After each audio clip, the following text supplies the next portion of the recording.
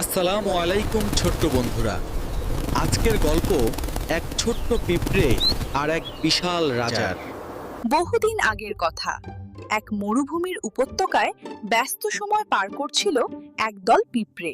তাদের একজন দলনেতা ছিল রানী পিঁপড়ে। সে সব সময় তার দলের সবার খেয়াল রাখত।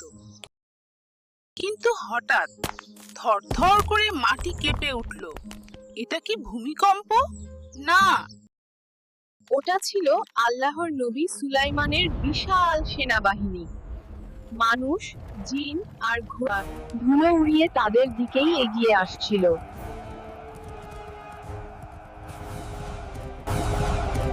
ভয়ে ছোট্ট পিঁপড়েরা ছোটাছুটি শুরু করলো। রানী পিঁপড়ে চিৎকার করে সবাই ডাক দিল। ওহে পিঁপড়েরা, জলদি পালাও, নিজেদের গর্তে ঢুকে পড়ো, না হলে সুলাইমান ও তার সৈন্যরা তোমাদের না দেখেই পিষে ফেলবে।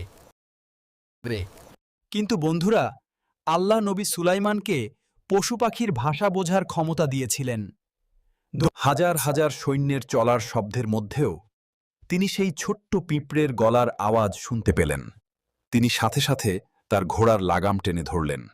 পুরো সেনাবাহিনী থমকে দাঁড়াল। তিনি কি রাগ করলেন? একদম না। তিনি মুচকি হাসলেন। তিনি খুশি হলেন যে রানী তার দলের চিন্তা করছে।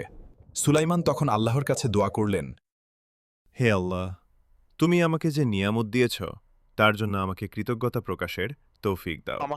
এরপর তিনি তার বিশাল সেনাবাহিনীকে পথ ঘুরিয়ে অন্য দিক দিয়ে যাওয়ার নির্দেশ দিলেন, যাতে একটি পিঁপড়েরও ক্ষতি না হয়।